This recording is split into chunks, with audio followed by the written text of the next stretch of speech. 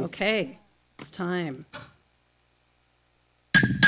Good evening, everyone. I call the Tuesday, February 25th, 2025 Peninsula School District Board of Directors meeting to order. All board members are present with the exception of Board President Natalie Wimberly, who is ill. Please note this is a regular scheduled meeting, is held to conduct district business. It is open to the public and it is being recorded. We'll start with the Pledge of Allegiance. Please join me. I pledge allegiance to the flag of the United States of America and to the republic for which it stands, one nation, under God, indivisible, with liberty and justice for all. All right, before we move on to agenda approval, I would like to propose an amendment to the agenda by adding agenda item 6.16 to the consent agenda, which is a request for approval for high school students to travel to Wenatchee for a Special Olympics field trip on Friday. Is there any discussion prior to the vote? Oh, it's 1.7? Yeah, it was not when it was originally published. Yeah, it updated online, but not when it originally published. I make a motion, we amend the agenda to add 6.16, approval of PHS Unified to attend breakout sessions in Wenatchee, Washington. Thank you. Is there a second? It has been moved by David and seconded by Lori to approve the amended agenda. All in favor say aye. Aye. All opposed? All right, the motion is carried. The amended agenda is approved. Next item, number 3, we have our student representatives giving their February board reports. So, welcome everyone. Who wants to start us off? All right, go.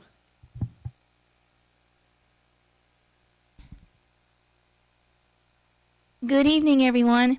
Lauren here, and I have a lot of news to share. We have many things keeping us busy at CTP. It's been a busy start to the 2025 year, from prom nights to field trips and everything in between. I'm excited to tell you some of my favorites. First was our Unified Basketball Showcase against North Thurston at Peninsula High School. It was a huge success and was the reason I missed last month's school board meeting. So many people got to see the fun of Unified.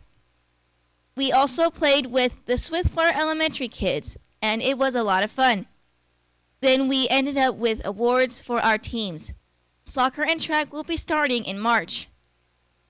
For a field trip, the girls went to Allie's prom project to look for a prom dress and jewelry for the Night to Shine dance. Allie's prom project provides head-to-toe style for people attending their big night at prom. The volunteers there are amazing and help each person find their perfect outfit. There is no charge thanks to generous donators from women all over the area. That brings me to a special night for me, which is Night to Shine. Night to Shine is a worldwide event hosted by local churches focused on celebrating and honoring people with special needs through a prom-like experience. This event is organized by the Tim Tebow Foundation.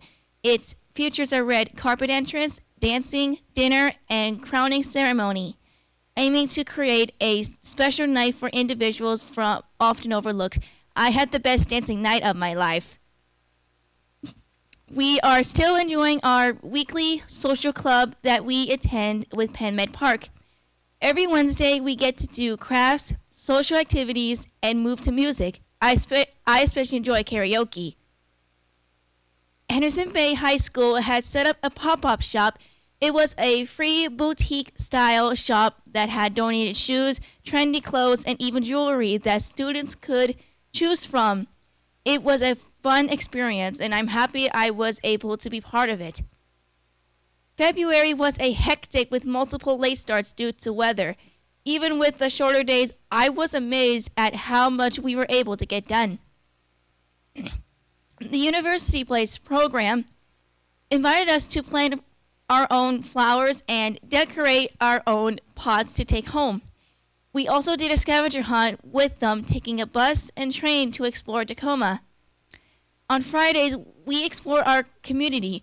We've gone to Paul's Boat to look at their museum and all of their cute stores. This week, we are heading to Lakewood to visit a Pierce College Science Dome Space Museum to learn about space and our planets. And that's all of my news for CTP. Hope you'll have a great evening. Fantastic. Thank you, Lauren. That was an excellent report. Thank you. Fantastic. All right. And Logan's up. Hi, I'm Logan Toms, the senior rep for Gig Harbor High School. We just got back from our midwinter break, so I hope everyone had a great break and really enjoyed the time off. As for some general stuff that's going on at Gig Harbor High School, registration is coming up the next couple of weeks. We're looking to get a head start on the process to make it easier for counselors and our teachers. For that registration system, we are using a new program which is called School Links, where students can also create their 4-year plans, which I believe is a state requirement.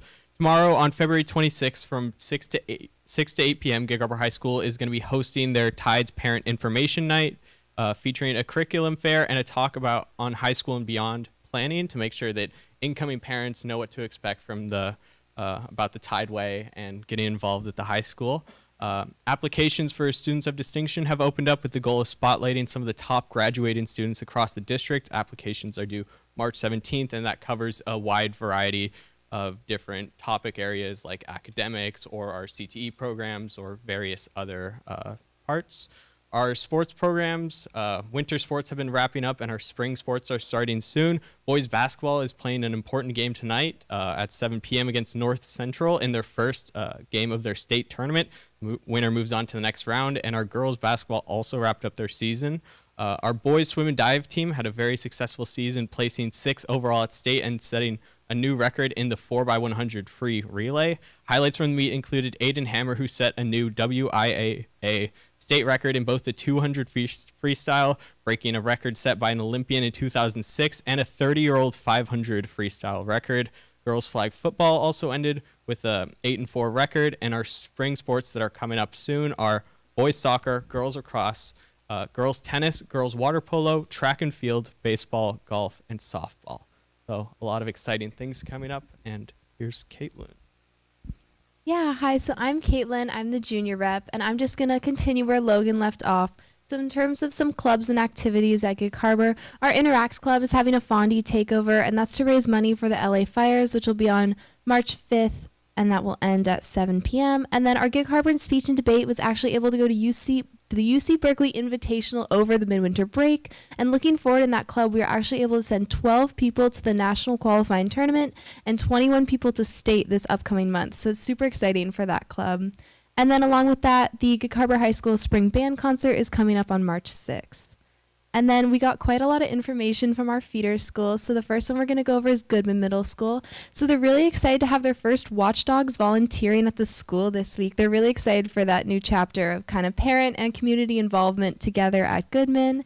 And then their boys basketball and girls soccer sports seasons are also starting this week, which I know the kids are really excited about. They have their spring musical Peter Pan coming up on March 21st to 22nd. And Goodman students are actually going to be supporting Harbor Heights Elementary's Read and Lead. They're going to go over to that elementary school the next couple weeks and go door to door to read with them, which is a super cool event. And then at Kovachuck Middle School, similar to Goodman, their winter sports are starting, so that's boys basketball and girls soccer. And then Thursday after school, the students are going to do their National History Day presentations, which they've been working on for a long time and are super excited to share with each other and parents. And then along with that, their feeder elementary schools are actually going to join the choir coming up on March 10th for a performance. So then one of those feeder schools, Voyager Elementary, also had a lot of events going on. They had their first annual Glow Back to the 80s party. It had a huge turnout and all the kids had a lot of fun there. And then their 5th graders actually were able to go to Camp Seymour for 2 days recently, which was a really cool field trip and a great way kind of to get to start ending their elementary school time.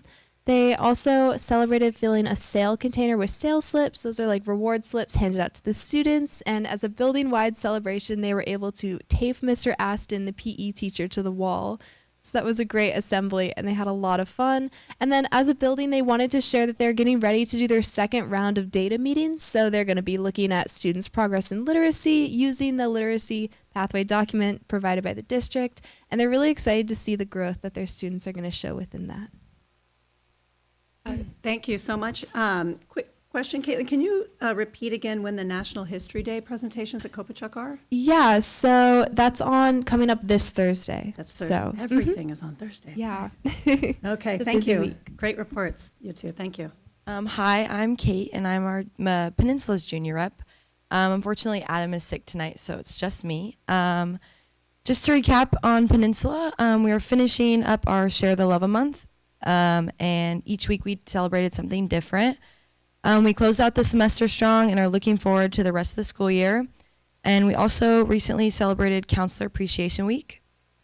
We are in the middle of Spring Fling prep because that is a week from Saturday. And so our theme is Glow Crazy, and we're getting ready for that. And Spirit Week starts next week. We're also getting ready to celebrate our classified staff. And 6 Media Club students are going to state. They're representing Peninsula with their short film, A Mother and Her Sons. And our girls and boys wrestling team just competed at state last week. Our girls placed second as a team, and we had 3 state champions, 2-time state champions, Mira Sunnan and Bailey Parker, and 1-time state champ, Lindsay Ship. So that's really exciting. Our boys swimming also competed at state, and they placed 13 overall.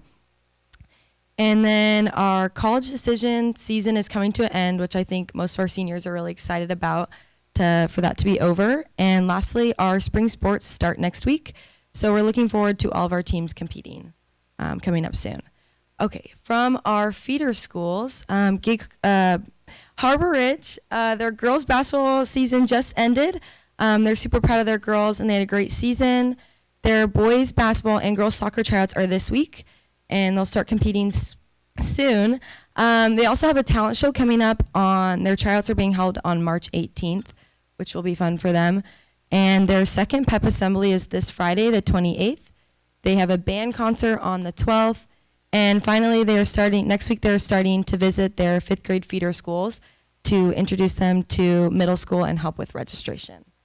For Key Peninsula, their girls basketball just finished up their season. They're very proud of their girls and how they competed. They had a quarter 2 awards and recognition assembly, which went amazing, and they got to celebrate and showcase so many students' accomplishments.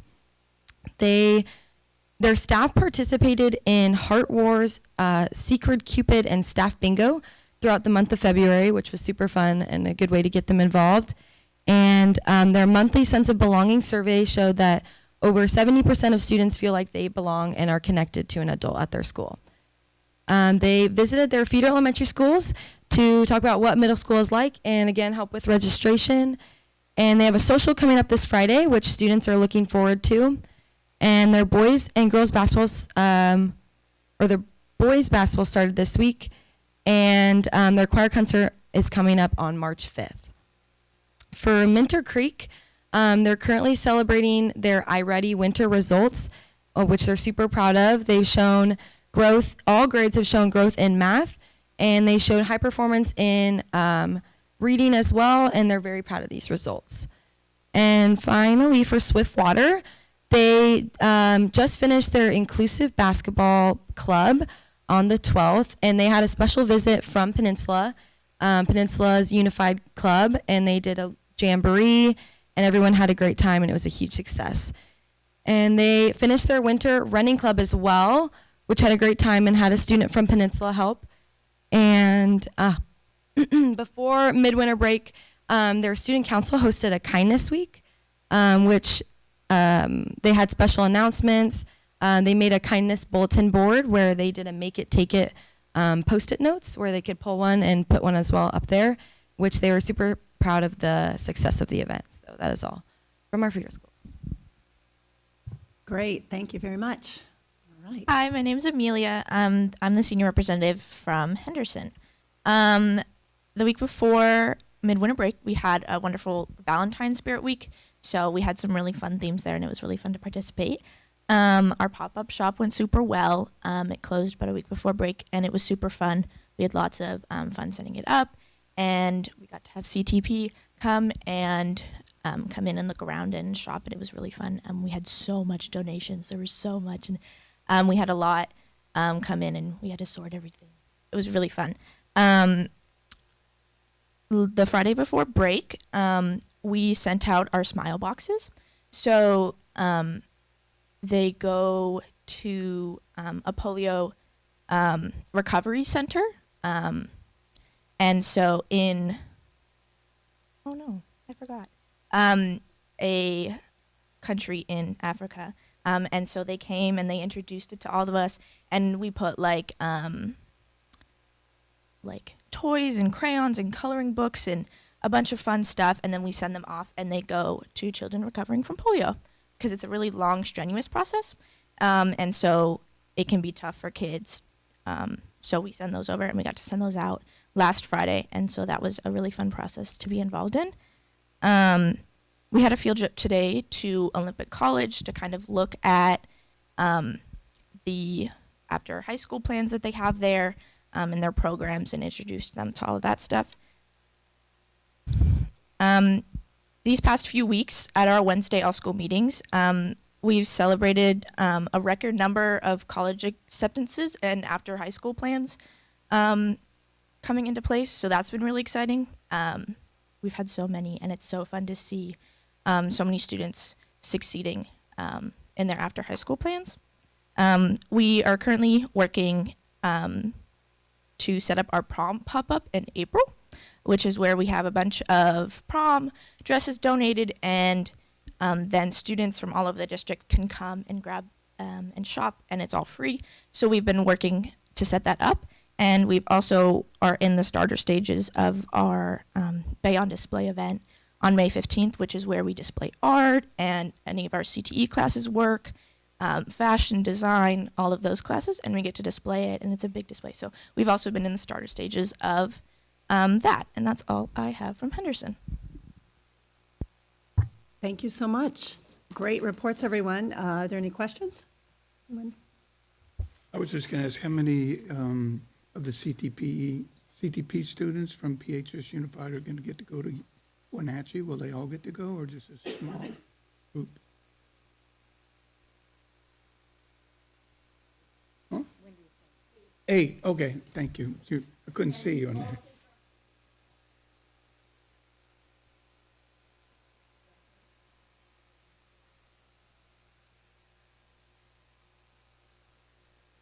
Okay, thank you. Amelia, I have a question.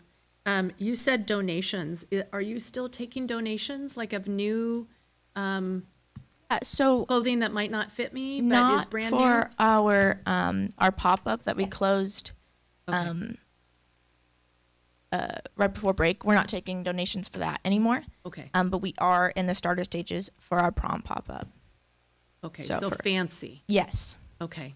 All right. And so if I wanted to do that, or if someone wanted to do that, would we just mark it, bring it nicely to the Bring main it to the office? school, and we have Okay. a section of our school dedicated to keeping all of that stuff. Perfect. Thank you.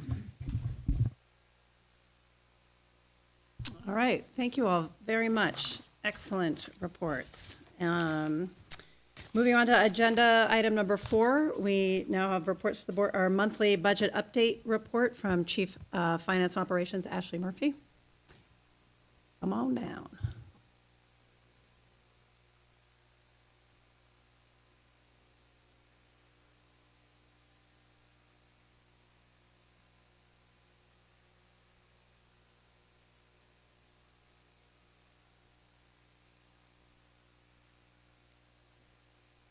or may not be able to expect, because that is a fun topic right now. It changes daily. Okay, so starting with our revenues, this is where we're trending for the end of January 2025. You can see that our total revenues are coming in approximately 2% over budgeted. Remember back to the beginning of the year, our overall enrollment is more than what we had anticipated. So January was that true up month for apportionment where they start paying us on actuals and not budget. Hence the reason now we're trending about 2% over for our revenues. Local sources, we're at about 3% over. Some of that has to do with back payment of due taxes, and the rest of it is the cyclical part of how property taxes are paid in October and April and what percentage is collected for each of those time periods. State resources are coming in 2% over. That's where we're seeing the increase due to the enrollment. And federal sources were about 4% under. That's to be expected with federal. A lot of our federal grant claims don't actually occur until later in the school year, May, June, and over the summer. Okay, going down to the next one. So this is our expenditures and where we're tracking currently. That green semicircle right there is where we're projected as of right now for ending fund balance. So with that influx in revenues from our increased enrollment, you'll see if you look at last month's versus this month's, we've increased about 2% on that side for ending fund balance. Total expenditures, we're tracking right where we expected to be at this point. Salaries and benefits we're a tad bit down, about 1% down right now. So any savings in these areas is positive. And basic education, we're tracking right where we expected to be. Next graph shows you our prior year trends versus current year trend and where we're headed. That green triangle at the end is where we've budgeted to end the year as far as ending fund balance. So right under 8.5 million. The solid blue line is where we're trending right now. We expect to see peaks in April and October due to property tax collections, and then you start seeing it spike towards the end of the year when we receive nearly 25% of our apportionment for the prior year's kids during the summer months.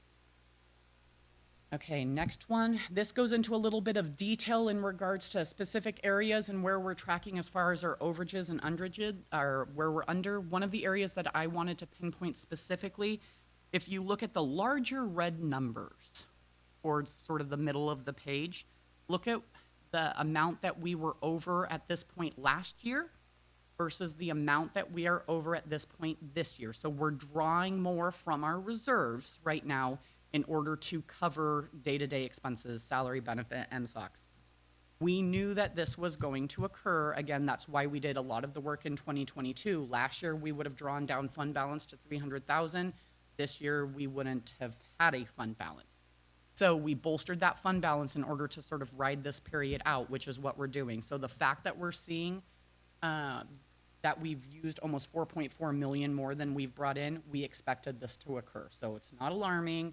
This is what we planned for. Okay, last one goes into a little bit more detail at a program level in regards to our revenues and our expenditures. One of the areas that we're looking very closely at is those federal special purpose revenues up towards the top. So right now you can see that's trending with that negative 209,000 by end of year. Our federal funding for this year is locked in. Okay, so we know that federal funding that we have been awarded for this year as of right now, based upon any executive orders out there and what information we've received, we will continue to receive what's already been budgeted. Now, what we have been working on is what does that mean for next year? So every executive order that comes out, every message that comes down in regards to potential impacts of federal funding, either to the state, because if they're pulling funding from OSPI, it funnels downhill, or if they're pulling funding from ESDs, and ESDs are heavily federally funded, 33-ish% of their revenues come from the federal government. Just verified that number today, so it is accurate. So if we have impacts at the state OSPI level or at the ESD level for federal revenues, that will impact us because ESDs can't go out, and those are the educational service districts. They manage sort of a lot of like the budgetary pieces, financial pieces, instructional pieces for school districts.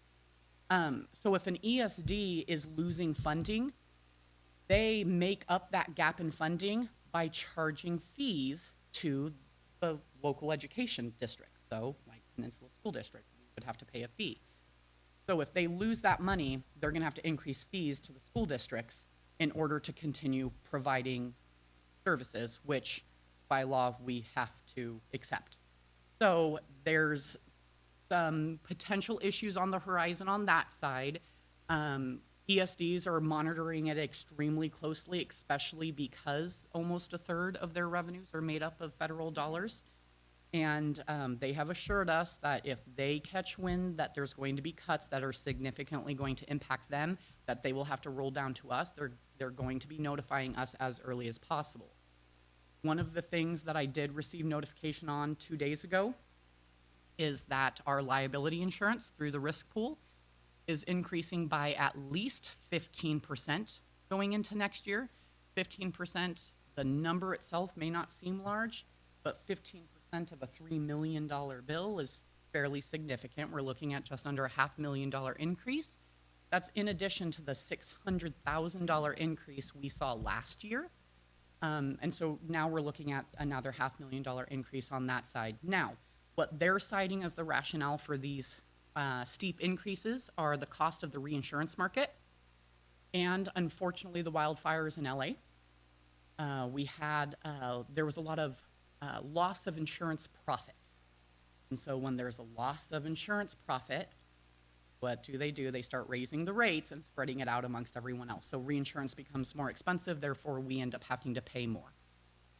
Now, 15% is just what they're putting out for budgeting purposes right now. Last year, they told us 15%. Peninsula School District paid 25%. So 15% is the average.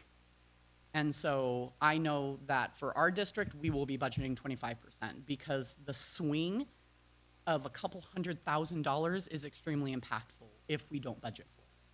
So we've been looking at that. In addition to that, the areas of federal funding that are most likely to be cut are going to be your categorical title programs. So a lot of people are worried about SPED. A lot of people are worried about the nutrition programs for schools. There's separate actions that have to be taken in order for the federal government to actually dip in or take those funds or collapse the programs. The programs that don't necessarily need that additional approval are these title categorical programs. There is more leeway for the federal government to make decisions to either not fund the program, not provide as much funding, or just tell districts we're no longer. So right now, this district stands to lose approximately $1.5 million through this. Now, here's what I will say. You guys, that's good. We are in a good position when it comes to these potential federal impacts. Some of my peers, they stand to lose $20, $30 million if this goes through because they're higher poverty districts, meaning they're receiving more federal resources. So unlike us, a district that has about 4% of our revenues coming from the federal government, these districts have 15, 18%. If they lose that money overnight, that significantly impacts their ability to continue as a school district. So it's something that we're all watching extremely closely in order to determine best next step. Now, for Peninsula School District, we're going to be conservative. We're going to build budgets assuming loss of revenues on those side. We're not going to budget with our head in the sand, pretending like everything's going to be fine, because ultimately, if it's not fine, then we can't go backwards. So we'll budget as we get closer to June. We're going to budget for what we know is the potential to be lost. And then if it does not happen, great. We can add back at the beginning of next school year once we know that those grant applications have been approved and we will be receiving the funding.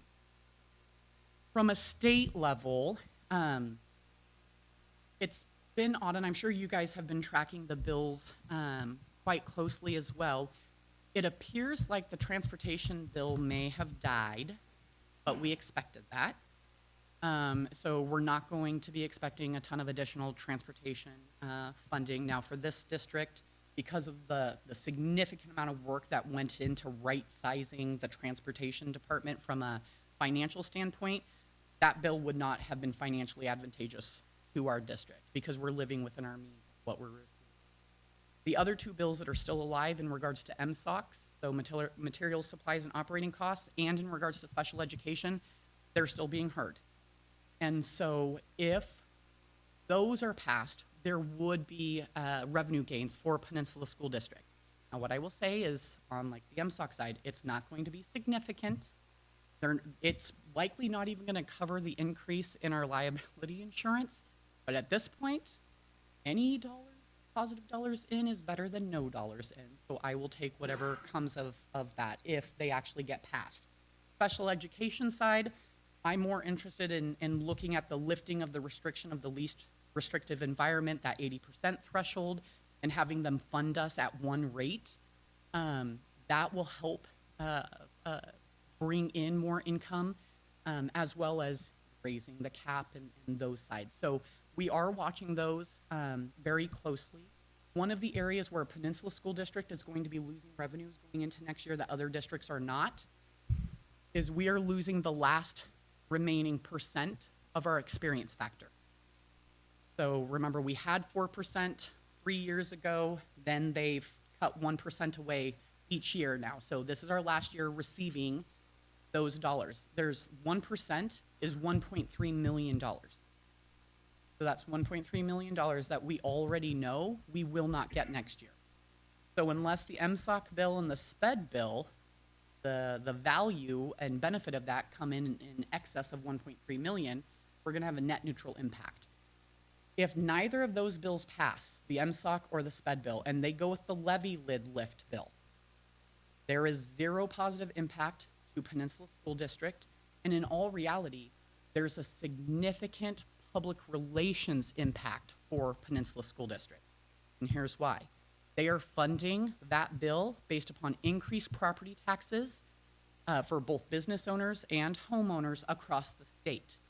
When they increase what's called the local levy 1 and 2 tax components on those property tax statements, taxpayers feel like that money's going to their school. It says it's a local school tax, right? Those monies are not coming to Peninsula School District.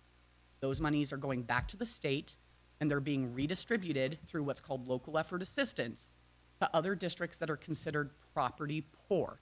University Place, Federal Way, like Seattle, all of these other districts end up receiving the dollars that our community, our taxpayers are paying. It does not come back to this district. So it's a levy swap, right? And so lifting that levy lid, because we're capped at a per pupil value, does nothing for us, but our taxpayers will pay for the benefits of other districts that are needing some type of financial bailout. We've done our hard work. We right-sized ourselves. We did not wait for a bailout. We did not wait for legislative action. And now we could be penalized, and our taxpayers could be paying for other districts' bailouts. So I'm really watching that one. Now, there's a ton of support for that bill in some of these larger districts. So who knows what will actually come of it, but I did want to start off by stating we, as Peninsula School District, understand that if that does pass, there will be taxing components to our local community that will not come back to Peninsula School District. Ashley, can I just add to that? So when we met with our Pierce County constituency with superintendents and board members, we also voiced that with our local legislators, being very clear, and there was not one Pierce County school district that supported that. So just being very clear about that. We have testified publicly that we are not in favor of that because there are winners and there are losers. And so we've been very clear about that. But there is political will behind that. And so I appreciate that you're paying attention just like we are. Okay, so that's the information I have to share. Questions, comments? I was going to mention some of what you just talked about during board reports or the legislative thing, but I read the MSOC bill. I agree with you, the transportation one's dead. And I know they have the one Senate bill that's trying to determine which vehicles we can use, or there's EVs. Hopefully the electric vehicles will go away because there's going to be too stupid to use electric buses. But the MSOC, when I read the bill, is, like you said, for us, we're not going to benefit from that very much. Yeah. Then maybe they're gonna put a little bit, then they can say they met their goal of giving us a little more money for MSOC, the big three. But, I didn't really see where we're gonna benefit much for the Peninsula School District from the current special education bill. It would be if they lift the LRE requirement, because the funding, there's a funding differential between LRE 1 and LRE 2. And so if our students that have the most significant needs are normally our students that have the highest costs associated with them, but they're also the students that receive the least amount of financial support from the state. Because if you cannot include them in a gen ed classroom for at least 80% of their day, the state gives you less money. And so if they lift that and fund us at the same rate and don't penalize us if we're having to meet our students' needs in one way or another, we will see a financial gain on that side. Again, it's not going to be significant. We're not talking about multiple millions of dollars. We may see a couple $100,000 though. But I'm trying to find like the silver lining on these bills because in all reality, none of it is super helpful and we're losing more than we're gaining. But any dollar that I can get in to offset the loss of the experience factor, the increase in liability insurance, higher cost values that we know right now, I consider that positive gain at this point. And I might as well just say it all, you probably know because it is a legislature, but all three of the big threes are scheduled to be heard on February 27th. So none of them have been passed out yet. Yeah. So let's see what happens on the 27th, if they make it beyond into committee or not. So, My guess is going to be no, and they're going to go with the levy lift because they can pass that on to the taxpayers in the state. That's just my guess, but we'll see. well, I'm being hopeful and looking for the silver citizens lining. can certainly go online and vote Absolutely. con on the levy lid. So Absolutely. yeah. Okay. Thank you. Ashley, are Yes. we expecting any changes to our localization factor? No. Or no.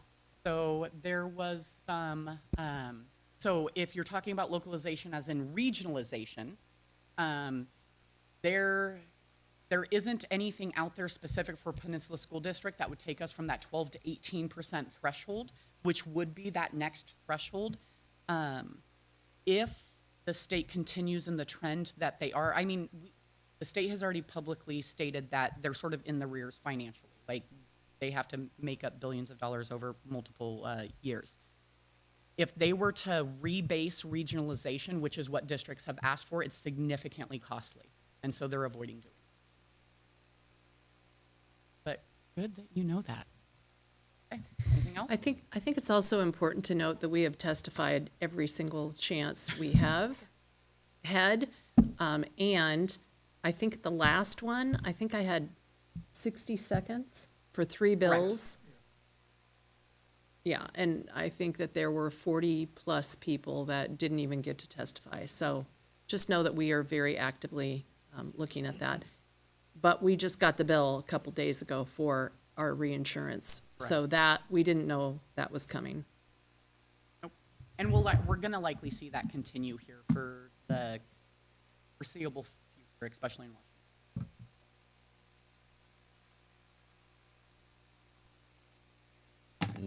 Thank you, Ashley. Any other questions, students? Any questions for Ashley? All right. Thank you. Thank you very much.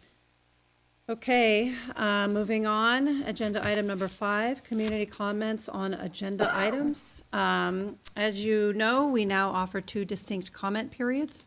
The first will be for those wishing to speak on items that are on the agenda before we take action. And for those who wish to speak on topics not listed on the agenda, we'll do a separate comment period later in the meeting. I do not see anybody signed up for comments on agenda items. So, moving on to agenda item number 6, consent agenda. We already amended this at the beginning of the meeting, so is there any discussion prior to the vote to approve the consent agenda? All right, is there a motion to approve the consent agenda? I'll move to approve the consent agenda. Thank you, Lori. Is there a second? I'll second. It has been moved by Lori, seconded by Chuck to approve the consent agenda. All in favor, say aye. Aye. All opposed? All right, the consent agenda is approved. Item number 7, discussion action items. So bear with me, everyone. We have a lot of second readings of policies to be approved and a couple first readings, so it's going to be a lot of me talking. I am getting over a cold, so I might be a little hoarse, but I am armed with cough drops. So here we go. So we're going to start with item 7.1. That this is the approval of the second reading of policy 4120, and that's school support organizations. Is there any discussion on the approval of the second reading of policy 4120? Is there a motion to approve the second reading of policy 4120, school support organizations? I'll motion to approve 7.1. Second. Right. It has been moved by Chuck and it has been moved by Chuck and seconded by David. All in favor say aye. Aye. All opposed? Motion is carried. Second reading of policy 4120 has been approved. All right. 7.2, approval of the second reading of policy 5615, change to 5281, and that's disciplinary action and discharge. Is there any discussion on the second reading of policy 5615 to 5281? Hearing none, is there a motion to approve the second reading of policy 5615 to 5281? All right, is there a second? Second. Okay. It has been moved by Lori, seconded by Chuck. All in favor say aye. Aye. All opposed? Motion is carried. Second reading of policy 5615, change to 5281, has been approved. All right, item 7.3. All right, here we go. Sorry, guys. This is the approval of the second reading of policy 5605, change to 5006, and that's certification revocation. Is that how you say it? Revocation. Not revocation, sorry, revocation. Is there any discussion on the approval of the second reading of policy 5605 to 5006? Right, is there a motion to approve the second reading of policy 5605 to 5006? Moved. All right, is there a second? Okay, all in favor say aye. Aye. All opposed? All right, so the motion is carried. The second reading of policy 5605, change to 5006, has been approved. All right, item 7.4, it's the approval of the second reading of policy 3510, associated student bodies. Is there any discussion on the approval of the second reading of policy 3510 before the vote? All right, is there a motion to approve the second reading of policy 3510? So moved. Okay, is there a second? Okay. It has been moved by Chuck and seconded by Lori. All in favor say aye. Aye. All opposed? Motion is carried. Second reading of policy 3510 has been approved. Item 7.5, approval of second reading of policy 2414, community service. Is there any discussion on the approval of the second reading of policy 2414 before the vote? Is there a motion to approve second reading of policy 2414? Second. It's been moved by Lori, seconded by David. All in favor say aye. Aye. All opposed? Motion is carried. Second reading of policy 2414, community service, has been approved. Item 7.6, approval of second reading of policy 5110, change to 5020, collective bargaining. Is there any discussion on the approval of the second reading of policy 5110, change to 5020 before the vote? All right, is there a motion to approve the second reading of policy 5110 to 5020? All right, is there a second? All in favor say aye. Oh, apologies. It has been moved by Lori and seconded by Chuck. All in favor say aye. Aye. All opposed? Motion is carried. Second reading of policy 5110, change to 5020, has been approved. Item 7.7, approval of the second reading of policy 3205, sexual harassment of students prohibited. Is there any discussion of the approval of the second reading of policy 3205 before the vote? Is there a motion to approve second reading of policy 3205? So moved. Is there a second? It has been moved by David and seconded by Lori. All in favor say aye. Aye. All opposed? Motion is carried. The second reading of policy 3205, sexual harassment of students prohibited, has been approved. Item 7.8, approval of the second reading of policy 5011, sexual harassment of district staff prohibited. Is there any discussion on the approval of the second reading of policy 5011 before the vote? Is there a motion to approve the second reading of policy 5011? So moved. Is there a second? I'll second. It has been moved by Chuck, seconded by David. All in favor say aye. Aye. Aye. All opposed? Motion is carried. The second reading of policy 5011, sexual harassment of district staff prohibited, has been approved. Item 7.9, approval of the second reading of policy 5610, change to 5280, separation from employment. Is there any discussion on the approval of the second reading of policy 5610, change to 5280? Is there a motion to approve the second reading of 5610, change to 5280? Is there a second? Second. It has been moved by Lori and seconded by Chuck. All in favor say aye. Aye. All opposed? Motion is carried. The second reading of policy 5610, change to 5280, separation from employment, has been approved. Item 7.10, we're on to first readings now. This is a review of the first reading of policy 2230, the transition to kindergarten program. We are not taking any action on this one. It's the first reading. So is there any discussion on the review of the first reading of the transition to kindergarten policy 2230? Anyone? No. Okay. And then moving on, 7.11, this again is a first reading. Review of the first reading of policy 5420, change to 5642, administrative internships. Is there any discussion on the review of this first reading on administrative internships? Nope. Okay, that wraps up our policy reviews. Thank you, everyone. Thank you. I think we're doing okay.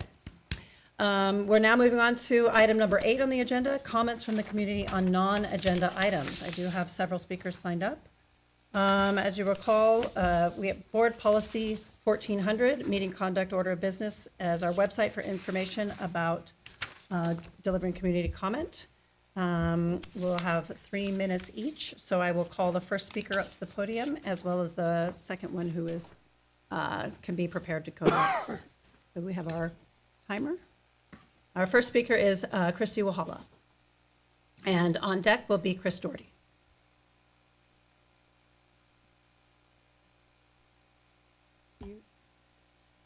Jenny, do we have the showing on the? It's on there. Oh, I apologize. I'm sorry. Can we reset it? I took away your time. I'm sorry. That's okay. Collecting myself after just reviewing the sexual harassment policy that was just read and realized how much of that was hacked away, but I'll address that another time. Anyways, my name's Christy. I'm a community member and a parent to 2 students and 1 graduate of Peninsula School District. I'd like to begin by expressing my gratitude for the district's recognition of Black History Month. It's an essential time to honor the legacy, contributions, and achievements of Black individuals, and I appreciate the efforts made to bring attention to this important history. However, while celebrating Black History Month is a vital step, it must also serve as a reminder that our Black and marginalized students deserve more than just symbolic gestures. These students face real challenges in our schools, including harassment, intimidation, and bullying. Acknowledging Black history is meaningful, but it is only effective if we take immediate, consistent action to protect and support those who are most vulnerable in our school. Our Black and marginalized students should feel safe, respected, and valued every day. They should not have to navigate an environment where they fear discrimination or mistreatment. Without clear, tangible actions to combat harassment and ensure their safety, talk of Black history becomes hollow. These students deserve more than just words. They deserve action that creates a truly inclusive and supportive environment. I urge the district to take timely, concrete steps to address and prevent harassment, bullying, and intimidation of Black and marginalized students. We must move beyond recognition and implement lasting policies, training, and support systems that ensure all students can learn and grow in a safe, respectful environment. Thank you. Thank you very much. Next speaker, Chris Doherty, and after her, we'll have Dr. Ann Junod.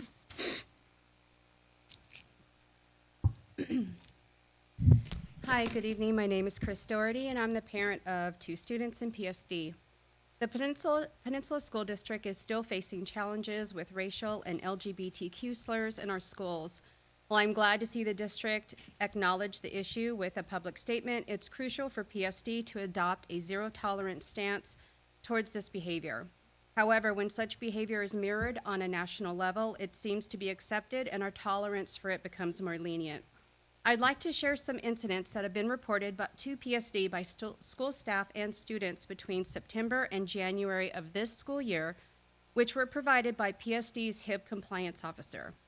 On September 10th, 2024, a student yelled at a boy of color in Foursquare, "Get that monkey out."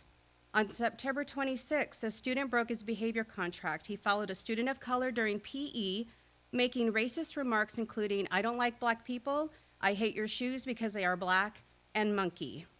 On April 8th, a student held the door for a student, then looked at her and called her the N-word.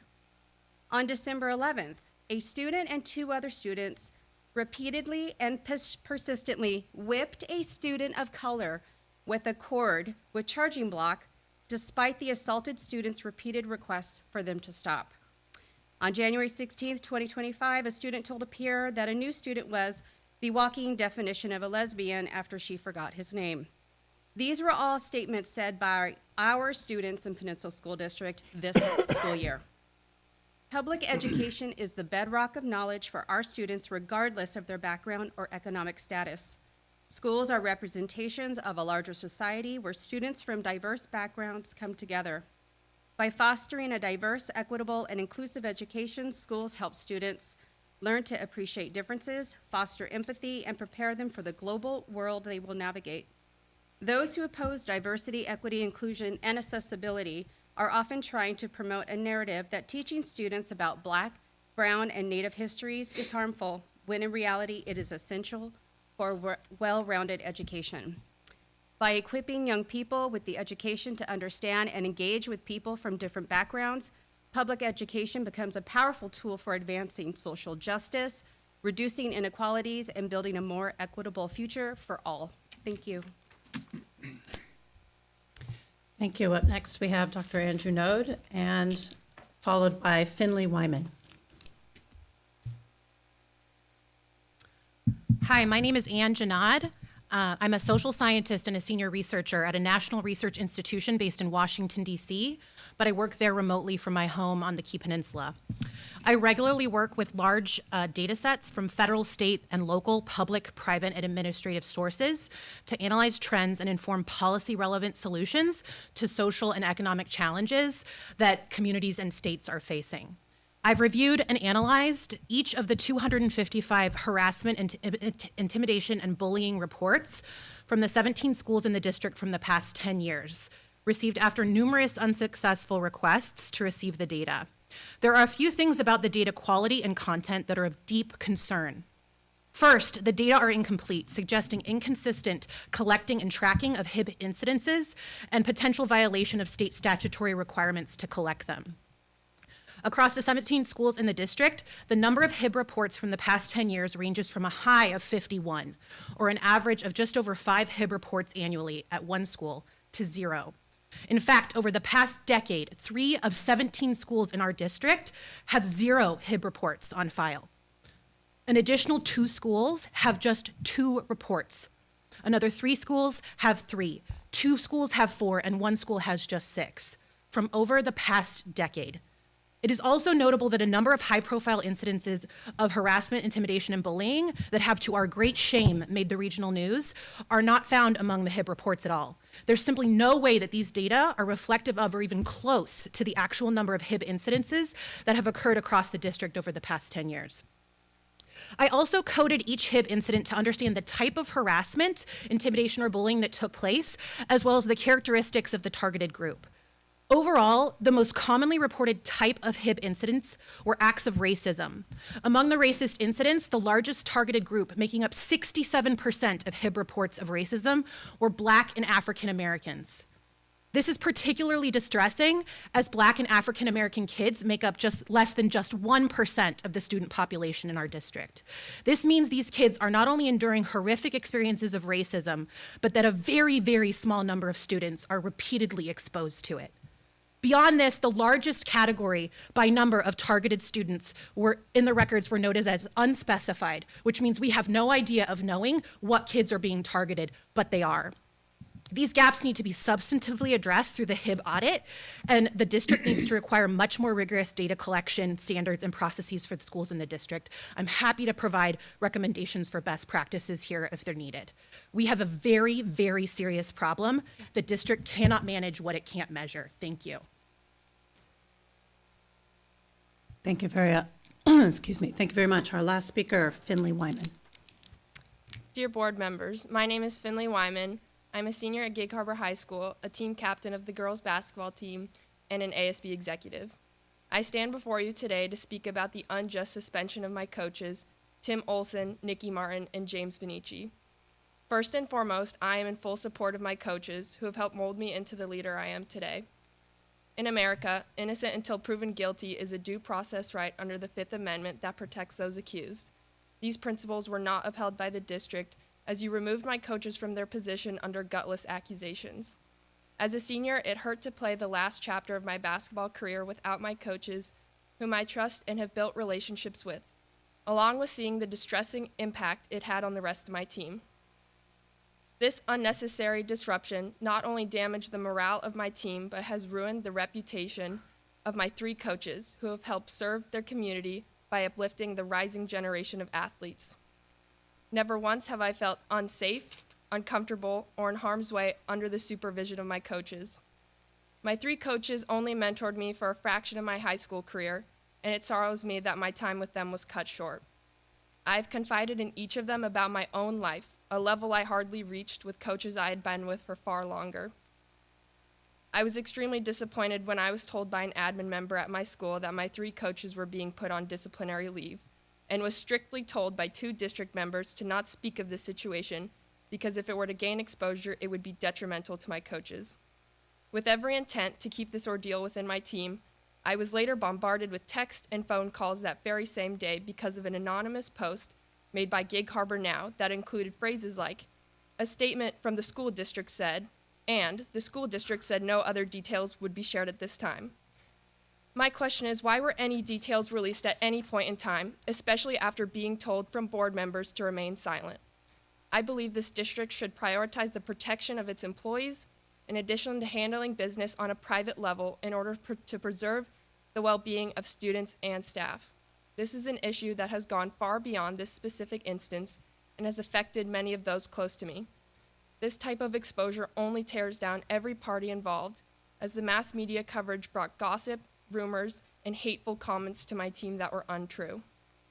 To close, I would like to restate my support of my coaches who have had a great influence on shaping not only my athletic abilities, but my discipline, effort, and overall attitude. I know and have confidence in my coaches' dedication to my team, along with their drive to get it back. My team has faced many adversities together, and I've learned our team is only as strong as the ones who guide us. Thank you. Thank you, Finley. And that concludes our community comments on non-agenda items. Now we'll move on to item number 9, Superintendent's Report. Yes, thank you very much. I know that we're just coming back from a wonderful and refreshing midwinter break. Before the break, we had an opportunity to really visit schools, appreciating our incredible staff. I do want to shout out this morning, was an early morning for our bus drivers. I don't know if the public knows, but our bus drivers are out, and we have a group of them that are out on the roads before 4 o'clock in the morning. So I get my first phone call at 4 a.m. I know that KP was very challenging. Actually, there were many challenges. So just know that these decisions are difficult, and they're always made with the best intention of safety. But I just have to shout out to them. Our programs, whether in music, sports, or beyond, are really thriving, as you heard from many of our representatives today, and we could not be prouder of their achievements. We're looking at, it is hard to believe that we just have just over 3 months left.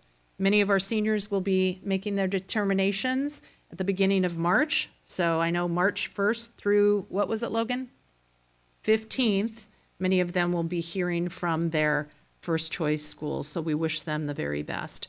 Graduation planning, I know that it seems far away, but planning is well underway. We are incredibly proud of the students.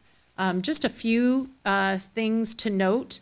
We have had quite a bit of flu-like symptoms going around, so making sure that when people come back from break, washing their hands and doing all those things that their nurse parents might tell them to do.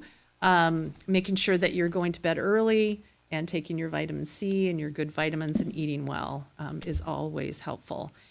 We have an aviation advisory for parents and students this Thursday. Everything is Thursday, 2/27, 6 to 7 p.m. at the Vintage Aero Museum, which is by the airport. So it's something that we are looking forward to. February 20th. It's information night. Oh, I wrote the wrong thing. Advisory, I missed advisory today, so that was, okay, good. All right, it is the Aviation Parent Information and Student Information Night, thank you. And beyond that, I'm just gonna keep it short. I know that our boys basketball at Gig Harbor is playing right now and starting, so I anticipate as soon as we're done, I'm gonna head on out. Thank you. Thank you very much. Do you want to just go down the line? All right. Lori. Just short and sweet. I just wanted to comment on, in the consent agenda, we get it's essentially a personnel report that's no longer called a personnel report. I forget what it's called, but, and there are several incredible staff members retiring this year that I will not name because it may not be known to all. I don't know how that works, but it's going to be a great loss to the district, but really wish them well, and I'm sure there will be more about that in the future. But we were very lucky to have incredible staff that we have. And then the other thing was just that I was at the Aviation Academy Advisory today. I'm super excited about this new program starting up. And I did want to mention, I might need you to help with the information. So it's a new program for juniors and seniors that's going to be taking place at Henderson Bay High School as a location, but it's for students that attend any high school or even homeschool. And the sign-up or the application process, which I think is really just a sign-up. I don't think it requires a full application, but March 1 to 14, so that's coming up. Saturday is the opening day for that, and if there's more than enough students, there will be a lottery. So that's exciting, spread the word. And then, again, I just want to mention the information night. It's this Thursday, and what's the time? It's this Thursday. Let's see if I got that right. I have from 6 to 7 p.m. Yes, out at the Narrows Airport, at the museum out there. So, really excited about that program, and it was fun to see the space is being built out, and so I got to see that today. That's all. Last night I attended the long-range, I filled in for our sick board member for the long-range capital planning facility committee meeting, so I was on that. I'm always impressed with our sports teams. For such a small community, it's just having two sons that wrestled and went to regionals every year, but never to the MAC Classic. To have three of our kids win state at the MAC Classic is super impressive. And I watched the swim where Aiden, that just smoked that, right? Those races was amazing. And then, following the bills, I have to just, as a single board member, being the ledger for my entire 12 years, I'm just really disappointed that the state is shirking its responsibilities to fully fund basic ed, especially special education, and MSOC. As we heard with insurance rates going really through the roof, wildfires in California are impacting our insurance rates, which is unbelievable that we're having to pay for that. But not getting a solid increase in MSOC means that the school districts across the state have to eat that extra insurance cost. And for the state legislature to be hanging their hat on raising the levy lid is just sending us right back to pre-McCleary, and that's the wrong direction. So I do hope people will take advantage of logging into the state and voicing your opinion on these bills because they're super important. Thank you.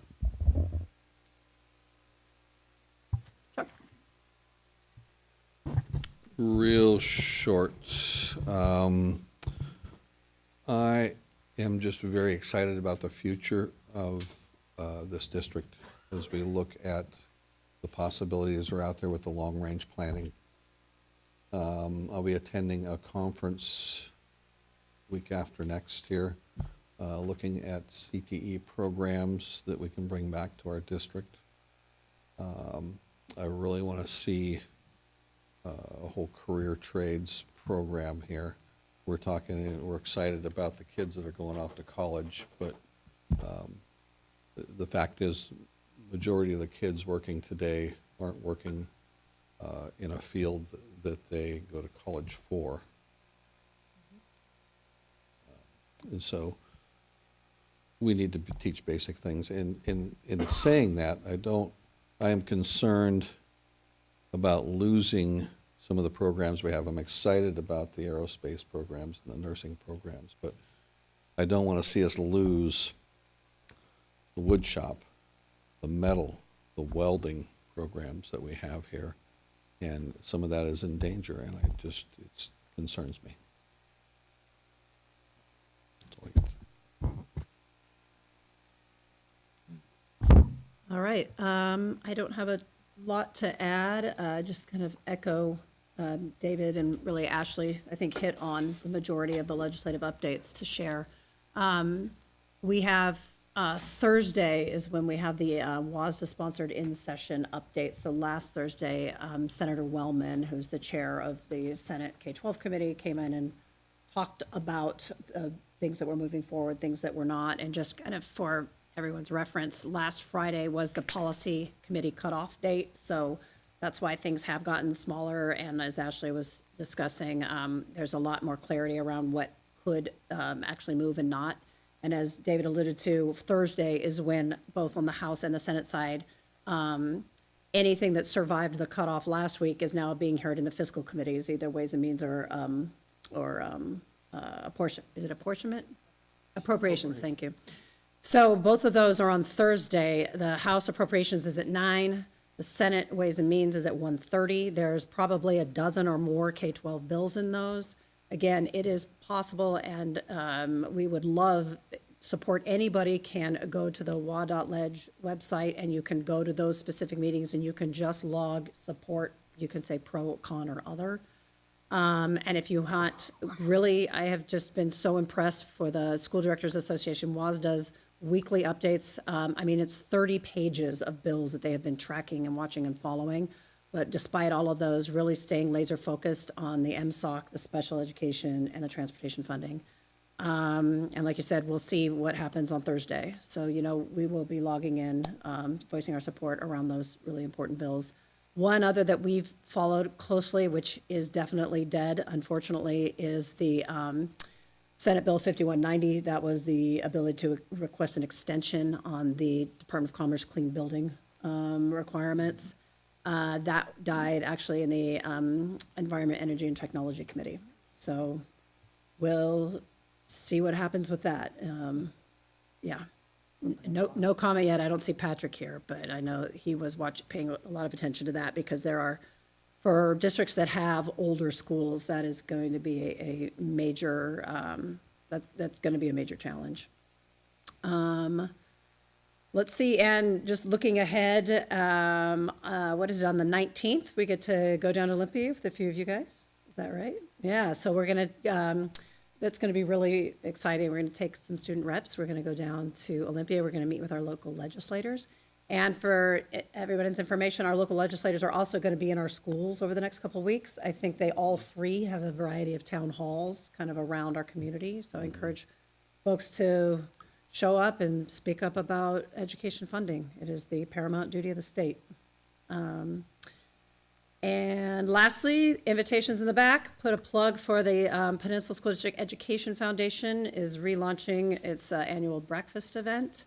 This is going to be a really cool program. They have not put one on since 2019.